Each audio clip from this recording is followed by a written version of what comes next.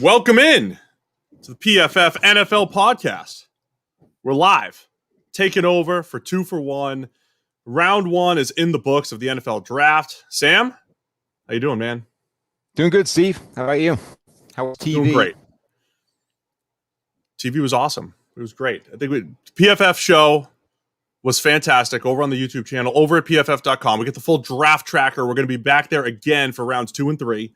But also the entire weekend, Saturday at 11 a.m., and then Sunday for a recap show. So be with us the entire weekend. Obviously, a lot to get to, Sam. So let's get into it. Favorite picks, least favorite picks. We got to start with the Aaron Rodgers stuff, though, right? I mean, that's the biggest story of the day. I mean, this is right up there with the gas mask stealing all the headlines at the top of the draft. How can you say it's the biggest story of the day? We had a Tim Tebow working out a tight end story today, which feels like it was like a week and a half ago, given how much stuff went down. But that was something that I didn't have on the draft day bingo, was a Tim Tebow workout story. And then the Aaron Rodgers craziness breaks. And so the news breaks that Rodgers basically is pissed off, doesn't want to play for the Packers again. The Packers have known this for a while, but of course it doesn't come out until round one of the draft. And then right before the draft is going to start, Mark Schlereth starts dropping on radio that the Broncos have got like a deal done. It's as good as done. He's going to be going to Aaron Rodgers is going to be going to Denver. And everything everybody thought they knew about the draft has just been blown to hell. But that part at least didn't manifest itself. But yes, the Rodgers has become another Russell Wilson story this offseason. We spent a lot of time on the live show talking about this. But if it is Rodgers going to Denver, I mean, the three teams that were mentioned, Denver, the Las Vegas Raiders, and the San Francisco 49ers. The reports are that the Niners did make a play. Where's the best spot for Aaron Rodgers, or is he really legitimately retiring? I mean, this is the thing, right? This is a bit like Russell Wilson in that I just don't think the team is going to move him. Like, it's one thing when, the quarterback is pissed off enough to the point where they're prepared to play completely hardball, sit out, and force it to happen. The Houston Texans might have been in that situation with Deshaun Watson before his situation got even more complicated with all the legal issues. Seattle, I don't think it ever got that far. Russell Wilson was never making those kinds of threats. And with Green Bay, even if Rodgers wants to go that route, they have Jordan Love that they drafted for his replacement. Like, at some point, they are going to be turning to Jordan Love in theory. So if Rodgers wants out and says, "Look, I'm not I'm not playing here again, trade me or I'll retire," they'd let him retire. They would call his bluff and say, "All right, we're not trading you. So your two options are to play for us or walk away from the game. Either way, we can make it work because we already have the quarterback waiting in the wings." So I don't see this deal happening. And I think the fact that it didn't happen today during the draft probably indicates as much. What if the June 1st cutoff does affect the salary cap? So with Rodgers, is there this NBA draft and trade kind of scenario? If it is truly the Broncos and they drafted a corner, and of course the Packers ended up drafting a corner too. So we were hypothesizing the Packers are telling look, take this guy, take Patrick Surtain at 9. June 1st hits, give us Surtain and give us a couple more first rounders. We'll give you Aaron Rodgers, right? I mean, if that was the scenario that we were thinking about, but then the Packers end up taking a corner later in the first round too. So I don't know how it's going to play out, but Denver was a fascinating landing spot for Aaron Rodgers with all those playmakers and the Mahomes factor in that division. It actually was, yeah. And I don't think the Patrick Surtain pick mean anything when it comes to like an Aaron Rodgers thing. I don't think you can look at it as that sort of, they've orchestrated that so that the trade can happen down the line.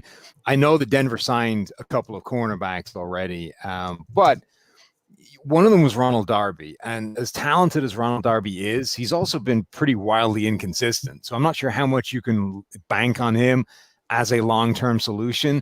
And then Fuller came in, was kind of they lucked into him, right? They weren't expecting him to be released and be available, and they just pounced on it when it was. But neither one of those guys is necessarily a long-term fix at that position. Surtain is. Like, Surtain will come in and be your new long-term number one corner. So I just don't think that it necessarily connects like that. But what it is just insane to me. Denver, who I was saying were the most quarterback desperate team heading into the draft, elected to pass on like 2 of the 5 quarterbacks that were available. And they didn't even have to move up to get one. They had both those guys sitting there when their pick came up and elected to not take a quarterback. There's a lot to hit on, and that's one of them. Okay, so the Justin Fields slide, that's the biggest story, right? I mean, Justin Fields, number 3 quarterback on the PFF draft board, the guy that we all said, look, he was the best fit for the San Francisco 49ers. That story is huge too. We just spent a month trying to figure out who are the Niners taking at 3. It's Trey Lance. It's not Mac Jones. But then Justin Fields, we were saying, look, well, how do you pass on Justin Fields? How do you pass on him at 3? Well, other teams did as well, including who you said, the Denver Broncos. The Carolina Panthers may have been in the market. The Lions could have been in the market. But the Bears go up and get him at 11. And maybe it's the most important move of the draft. That and the Niners moving up from 12 to 3 prior to the draft. So Lance to the Niners and Fields to the Bears. Do the Bears finally have their guy? Well, that's your splash. They finally did it. I told you. It splash play. Took them all off season to get it done, but they finally. Oh, by the way, and you see, I'm a Bears insider, as you see. I mean, I was tweeting. I will keep an eye on the Bears. Said it before the draft. Keep an eye on it. They repeated themselves, right? They did the Mike Glennon, Mitchell Trubisky trick again, right? You bring in this underwhelming veteran quarterback, and you're like, he's the guy. And then, like a month later, you go and draft his replacement high up in the first round, and he's gone again. It's almost an exact carbon copy of that. But so there's a few things to go. Like, let's do each quarterback decision in turn, right? The 49ers make Trey Lance their guy. And I think by the end of the sort of what's going to happen process, I was coming around to that as being where they might go. I think in our internal PFF draft competition, I think I selected Trey Lance as the quarterback they would go with. And to me, I was coming around to that as the idea of the best compromise of ceiling versus risk. And I think I agree with people that say, look, if you have 3 quarterbacks that all have ability as passers, why would you not want the ones that also bring things in terms of the run game as well, right? Whether it's scramble, whether it's designed run, it's just an extra thing. Like, it's always a bonus. Why would you not target that unless the other guy is so good at everything else that it offsets that? And Mac Jones wasn't, I don't think. So if you're hedging and you say, right, I'd like the guy that's a rushing threat. Now I need to avoid something that's scary. And to me, there's just nothing in Lance's game that's scary. I get that he has a low sample size and he hasn't actually played that much football, but I'm starting to become of the opinion that that's a better thing than it is a bad thing in today's NFL. It's a good thing in terms of projecting growth as opposed to a scary thing that will turn you off a guy because he's going to turn into something that you didn't see. Whereas Mac Jones, doesn't bring anything as a rusher, has got some limitations in terms of his skill set. And the Justin Fields thing, which we'll get to in a minute, I think there are reasons to be scared of Justin Fields, despite the incredible play that we've seen from him in college. So you're just sort of left with the idea of, well, Trey Lance is this best compromise option. And again, anybody going to Kyle Shanahan's offense is going to look like a stud. Yeah, there's a legitimate bad case for everybody. There's a good case for everybody. When we were on set on the live show, though, I feel like a lot of people were analyzing with their heart instead of with their brain. And here's the thing. It is, if it was just down to Mac Jones and Trey Lance for the 49ers, it is not a slam dunk that it had to be Trey Lance. Now, in the grand scheme of things, I agree that trading up multiple first rounders to get a Mac Jones is not the most intriguing thing. But let's be serious. We don't have a data point that screams Trey Lance over Mac Jones from a decision standpoint. It truly is, you're paying for upside. You're investing in what he could be, but also the high floor that we always like to reference here on the PFF NFL podcast. We always say the run game does raise the floor of the offense. So worst case scenario for Trey Lance, the run, he gets added to the run game. I mean, he's an 800-yard rusher at the NFL level. He can rush for 800 yards in an offense that will feature him. And I think that's what Shanahan will do. And then, as I mentioned, his accuracy is far below everyone else. But if the throws are open, which Shanahan already does, plus play action with the quarterback in there, he'll be okay. I mean, I think he's in the best situation, which we've covered quite a bit. It's the best situation of any quarterback. So I think he'll succeed. But it's not like it was a slam dunk, Trey Lance over Mac Jones at the right. But remember, yes, he is definitely the most inaccurate of the quarterbacks available now. But we've got very recent proof that isn't necessarily a permanent trait, Josh Allen's development. And B, if anybody is going to change a bad habit or develop a better set of mechanics, it's going to be the guy that's only attempted 400 career passes, right?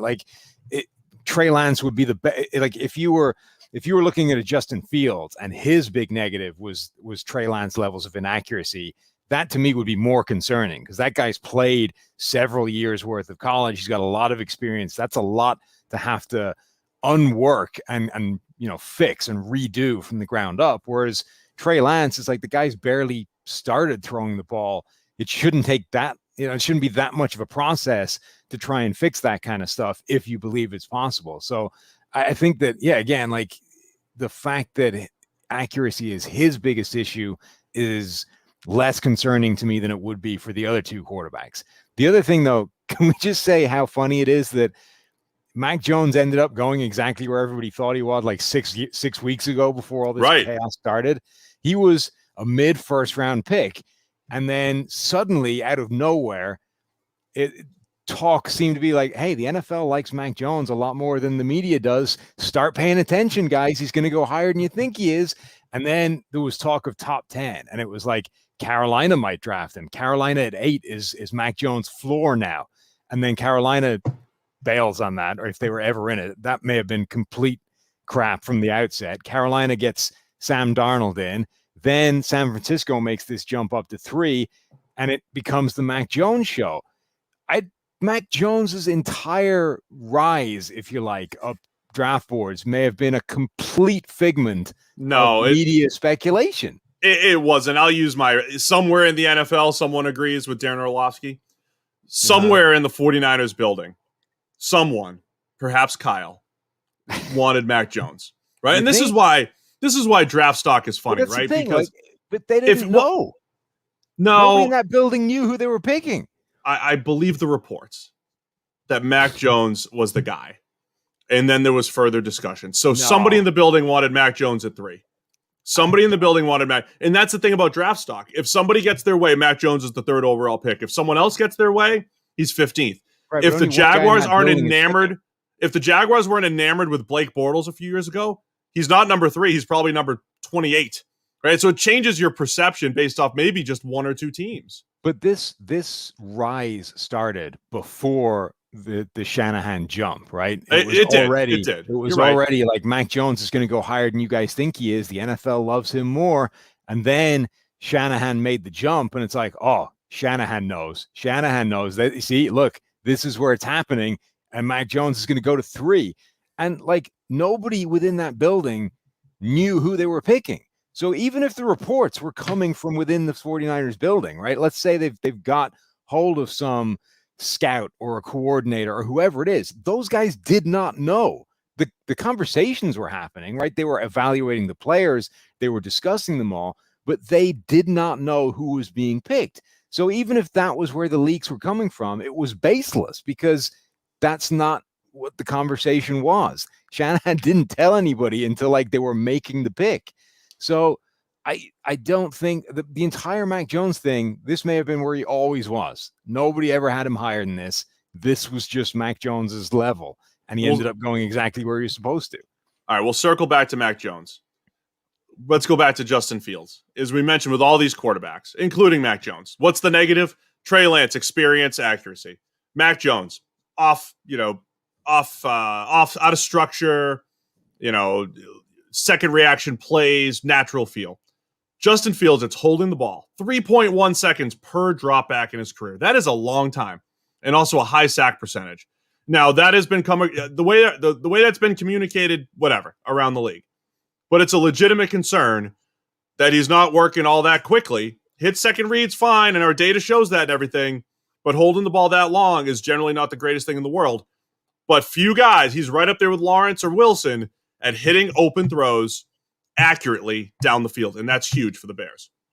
Yeah, so I think it's important to separate what happened to Justin Fields with an actual negative side of his game, right?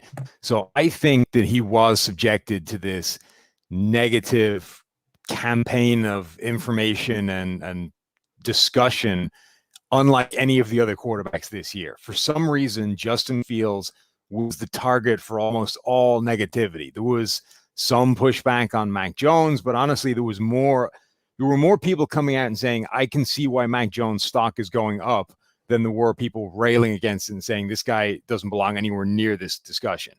Justin Fields was the guy where almost everything that came out was negative, from, I'm hearing that he's not the hardest worker, doesn't want to be great, to, guys dealing with epilepsy, to everything that came out was just shitting on him for no reason. So I don't know why that happened, and I think it was wrong, and I think it's not good. But that shouldn't invalidate the idea that there were things to be frightened of about Justin Fields as a quarterback prospect, and potentially, therefore, were real reasons that he slipped further on. And we said, I think on our last podcast, I said, I can imagine Fields being the guy that slips. Now, it turns out Fields and Mac Jones slipped a little bit, so I wasn't right on completely.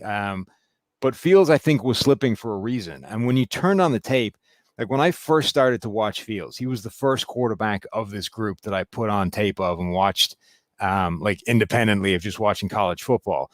And like really quickly, you immediately came to the conclusion that, okay, this is going to be a problem to evaluate, right? Because the stuff that he was good at, he's incredibly good at, and it spat its way out to PFF grades of 90 every year. But you did see the negative, and you're right. It's not that it was never that he couldn't read defenses or couldn't get through his progression or couldn't do all these things. It's just that it takes time, and it took him time to do everything. And that was kind of an issue. He sort of skews into that Jacoby Brissett world of quarterbacks where it just takes longer than it needs to and causes him some problems and manifests itself in some pretty critical situations. And that will get worse at the next level, I would imagine. Now, the flip side of that is another one of the first things you come away with is, it just looks so easy for him, right? So where is that balance? Like, Jacoby Brissett never made it look that easy in college, right? So his negative of taking too long and taking sacks that he shouldn't just meant he was a non-viable quarterback. Fields is better than that, and a lot better, and better at pretty much everything. So will it still do the same thing to him, or is he good enough at everything else that it's always going to be a negative trait of his, but it's not like a crippling one? It's something that maybe holds him back from being one of the top 5 quarterbacks in the NFL, but he can still be very good doing that. The point is, though, it's an unknown, right? So it's a scary thing. And NFL teams committing a high first-round pick to a quarterback hate scary, unknown things. Let's just remind people what that might look like, right? So in his career, high sack percentage, really low turnover-worthy play percentage. So when you look at negative plays for a quarterback, a turnover is obviously negative, but sacks they're very negative as well. Yeah. So low turnovers, high sack percentage. So that describes at the high end, that's an Aaron Rodgers or a Russell Wilson. Both guys, for the majority of their career, always took good care of the ball, took too many sacks. The other people that do something similar, Ryan Tannehill, you mentioned Jacoby Brissett, and then a Tyrod Taylor. So there's this entire spectrum of players. So I'm landing on Tannehill as that middle guy. And honestly, Carson Wentz isn't exactly that. But again, I saw some Carson Wentz type of traits He's on that from spectrum. Fields. Right. So, and what do you get with that? Wentz has had an MVP caliber season, Ryan Tannehill, the last two, it's taken him 7 or 8 years, but the last 2 years he's been, Justin Fields 90 plus type of grade guy, right? So if everything else stays good, Tannehill always threw the ball beautifully, right? Like when you watch Tannehill throw the ball, zip, accuracy, one of the most accurate in the league, but you're like, man, there's just something missing. There's just pocket presence or third down sacks or whatever. I don't know if that's where Fields ends up landing, but you might expect something similar. And that is a guy you can win with. It might not sound exciting, but that's something you can win with. And then you add the run game to it. He had over 700 rushing yards on design runs. So the Bears have a new element that they have to tap into. The same thing we were saying, look, Shanahan should be tapping into this if he goes with Fields at 3. So the floor is high because of the rushing. The ceiling's high because of the big time throws, the accuracy, and all you got to do is get him to play a little bit quicker. I think it's useful for everybody if we acknowledge that there is a real negative to his game and that there's a reason that he was sliding. Now, I think he slid too far, and even for the negative, I think a team like Denver passed on him is nuts, right? And there's a quote that came out. Ben sent me to this. Mike Kliss tweeted, "Now it can be told. After acquiring Teddy Bridgewater yesterday, Patton cooled on quarterbacks for the number 9 pick. Didn't give up on Drew Lock's potential. Bridgewater, a leader / mentor for a still young offense. Should be a true quarterback competition in OTAs, training camp, and preseason." So that is just, as much as we lauded Denver for their great process of Drew Lock previously, right, and Teddy Bridgewater, bringing in Teddy Bridgewater cheap backup contract should right up until the point it prevents you doing something with the number 9 overall pick. We were like, this is great process. That immediate step right there invalidates all of the previous process. It completely destroys it because now you have gone, all right, we had a busted flush in Drew Lock. We have a mentor, backup, cheap quarterback in Teddy Bridgewater who we think might be able to do more than he showed last year. If we get a Justin Fields who starts to slide, who even though he has some negatives to his game, has so many incredible positives that he's almost certainly a huge upgrade over either of these two guys, we are golden. And instead, they blew it. They passed on him, drafted a cornerback instead, and now they have the worst starting quarterback situation in the NFL again. Yeah, man. I agree. So this is how you stack up that decision, right? Let's pretend Aaron Rodgers is out of the equation for a minute for Denver. What you just said was they would rather roll with Drew Lock and Patrick Surtain. Drew Lock, Teddy Bridgewater, and Patrick Surtain than Justin Fields and Teddy Bridgewater and no Patrick Surtain. And I love Patrick Surtain. In a vacuum, if Denver has a quarterback that they trust, I love this move. I love so much of what Denver's done. Nobody says go grab 3 corners as quickly as possible more than we do here at PFF. Kyle Fuller and Ronald Darby both brought in this offseason, and it still didn't keep Denver from drafting Patrick Surtain. Love the process. It's awesome. You got to cover people in the AFC West, Chiefs. But if Justin Fields is, say, Ryan Tannehill, it's a massive upgrade over Drew Lock. And a Ryan Tannehill, before he became great, a Ryan Tannehill type of player 3-4 years ago in this system with these 4 legitimate receivers and fast tight end and Noah Fant is doing some damage, right? So, man, the Fields move is curious, and that's why I said the Bridgewater trade doesn't keep them out of the quarterback market, but it probably says they soured on something. A guy that they might have liked is going at 3, and they don't want 4 and 5. They don't want QB 4 and 5 for whatever reason. So they got to hedge and have Teddy Bridgewater in the building, and that's why they did it yesterday. Right. And this is the thing of, as much as I liked all 5 quarterbacks, we've been saying all along, NFL teams won't, right? There are NFL teams that will see the 3 quarterback class at the top and not a 5-1 or a 4 or a 2 or whatever it was.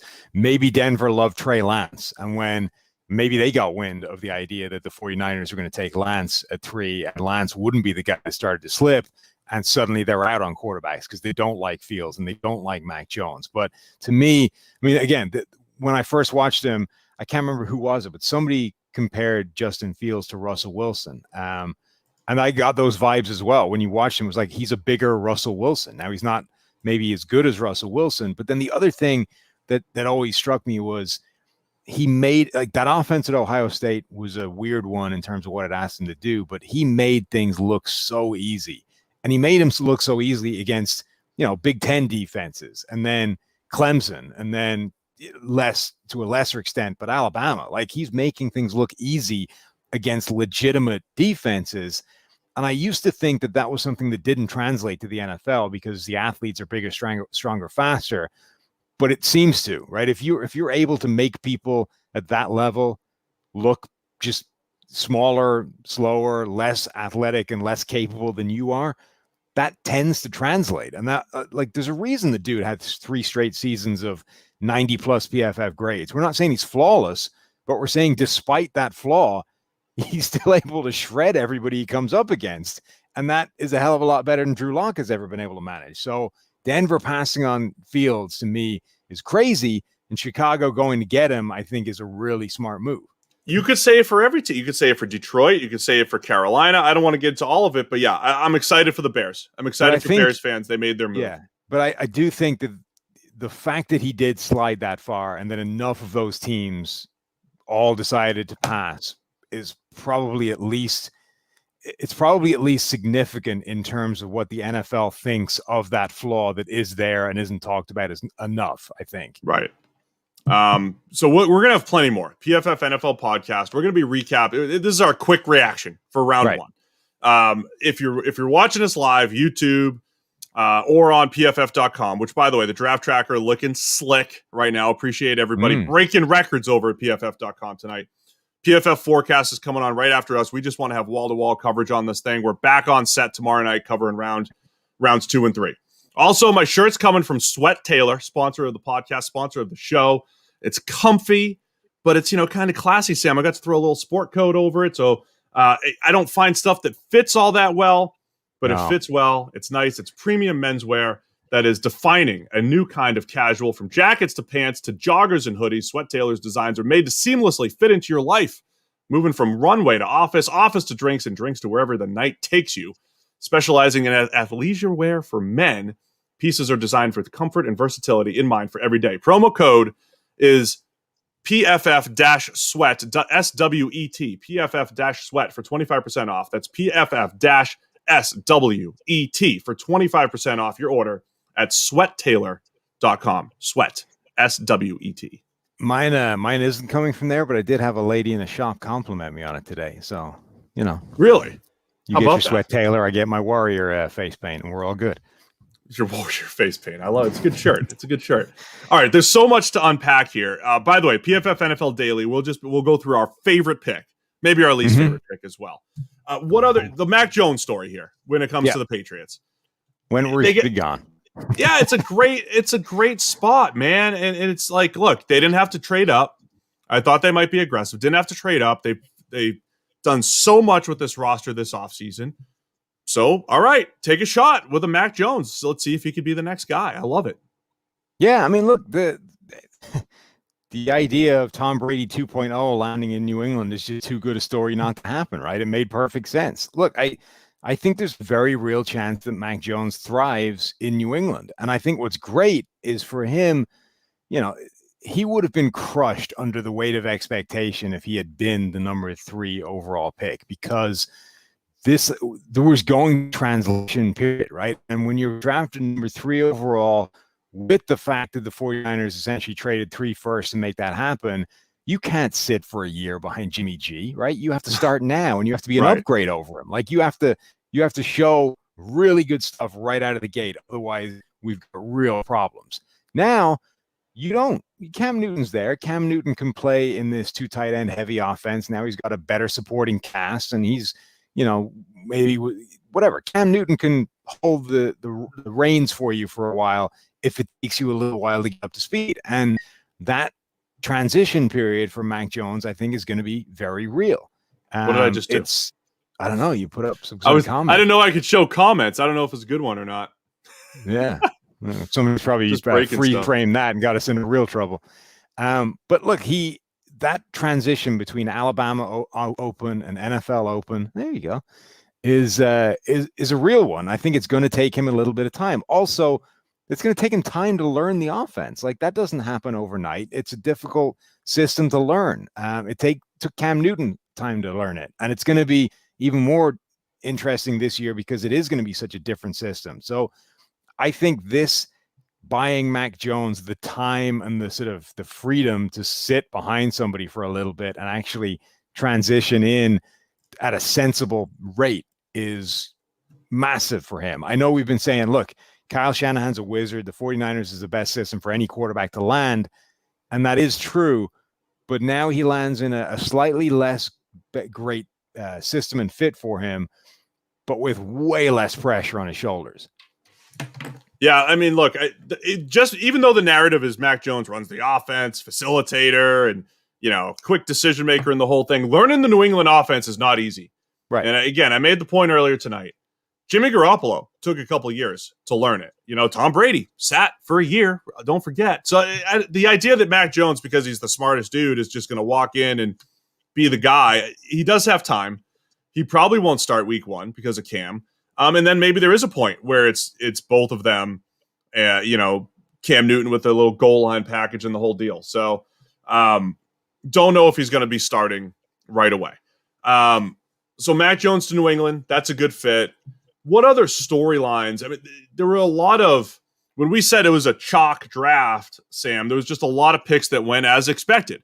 Then there's an Alex Leatherwood pick to the Raiders, but there's a lot of picks that kind of went as expected. I asked you that. What does that mean? I honestly don't think I'd ever expectation heard that term before, like against today. Expectation. Yeah. But what's the etymology of that? Where does it come from? I honestly don't think I'd ever heard it before today. And then I heard three people say it within an hour. It's a gambling term, as far as I know. Gambling term. That would explain why you're so au fait with it. Pretty up on this stuff. Yeah. So the top 4, once Trey Lance goes at 3, Kyle Pitts goes at 4 with the Falcons. The Bengals go with Jamar Chase over Penei Sewell in that whole decision. I thought the Dolphins going Jalen Waddle instead of Devontae Smith was the first one where there's like this big either or decision that was made. I know you're not going to like it, but that's one of those decisions that we're going to look back on and say, did they really pass on Devontae Smith, or they got their guy in Waddle that may not be Tyreek Hill, but has that type of ability? Yeah. So, all right. So there's some strands to this. One, it happened again, right? Like they for the second year in a row, a speedy wide receiver has taken over the guy who was obviously the better wide receiver in his own team in the draft, right? Ruggs went above Jerry Jeudy last year when you couldn't come to that conclusion from watching the two of them at Alabama. It was wrong. But Ruggs ran the 4-2. Jerry Jeudy didn't, so the Raiders took him first. This year, Jalen Waddle went above Devontae Smith, where, again, I don't see how you can come to the conclusion that Waddle was better from watching both of them in Alabama. Now, I will say that it's closer this year, and also that Waddle is a significantly better receiver than Ruggs was a year ago. So the biggest thing people will throw at you is Waddle was the number 1 receiver when they were both healthy this year, which I think is just simply not true. He had more receiving yardage. On the other hand, it was all based off 195-yard double move touchdown in a 4-week period we're talking about, right? So a 95-yard touchdown happens every now and again, but it's not luck, but it's sort of fluky when it comes up, right? At that point in the season, Waddle had a 95-yard touchdown, and Smith hadn't yet had a catch longer than 30 yards or something, right? Later on in the season, Smith had longer touchdowns, and that would have overtaken that gap. But they tied at touchdowns at that point. Smith had more targets, catches, was way more use on third down when they actually needed plays. Basically, the only numbers in which Waddle was ahead were all skewed by that 195-yard play. So he wasn't the number 1 during the time they were both playing. That clearly isn't true. And the other thing is he had a way easier role. He was playing largely in the slot against off coverage where guys weren't actually trying to challenge him. And, Chris was bringing it up on the show tonight. Like they were running like dig and goes, right? Routes that don't exist in the NFL and are basically uncoverable, like completely uncoverable, because you're not even expecting anyone to have the time to run that kind of pattern. and Waddle's making like an entire season out of running this stuff. So I just don't understand how you can look at it and say Waddle is a better receiver than Devontae Smith, because he wasn't It in might college. not be. They want something different, Sam. I cannot wait to see Jalen Waddle, Will Fuller on the field at the same time with Devontae Parker. I mean, Waddle's proxy should not be Tyreek Hill. It should be Will Fuller. So it's the speed threat, and he will get open. Will Fuller. Yeah, well, for a year. They got him for a year. Okay. So, I don't hate it, but it's going to be one that they look back on if Devontae's tearing it up in Philadelphia. Right. The only reason you look at that is if you look at Devontae Smith and say, well, he can't really do this, so we take the guy that can because that's the thing that we want. Devontae Smith can get deep as well and be a deep threat himself. Like, it's not a missing element to his game, but in addition to that, he's got a bunch of other things he can do. The one other thing I will say, though, is that the guy that I think is the better receiver every year seems to keep getting saddled with crappy passing quarterbacks. It's going to make you look bad. Right. Jerry Jeudy's been trapped with Drew Lock for a year, and now Devontae is going to Jalen Hurts, who wasn't exactly looking on fire at the end of last year. So that's not ideal. My all-time favorite basketball player, Hakeem Olajuwon, wants us to speak on the Bengals. Look, we're going to be doing division-by-division recaps at some point. We'll get into the details, but we've talked plenty of Bengals. We've discussed this Penei Sewell versus Jamar Chase decision. I like where the Bengals stand tomorrow. If you guys are watching on our live stream on the draft tracker, PFF.com. This guy gets it. See? It'd be a cool pick if Hurts was a good quarterback and not just a character guy. Ouch. Yeah. So you look at the draft tracker and the best available. So best available, if you're at PFF.com/draft/tracker, we can watch us and see all the picks.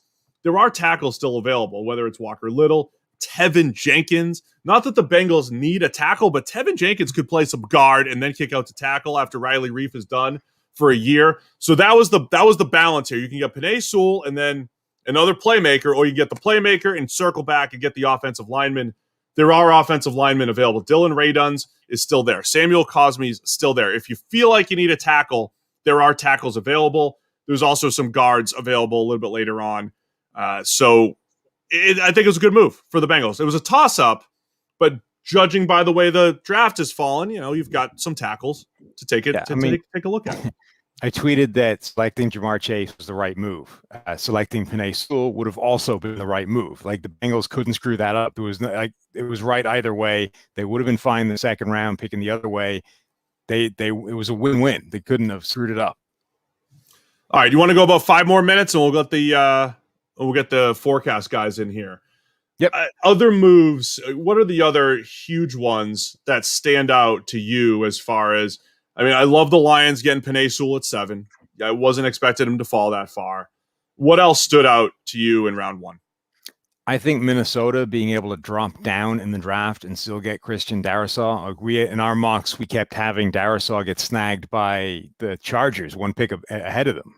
And not only did he make it past there, but they were able to trade down and still get him.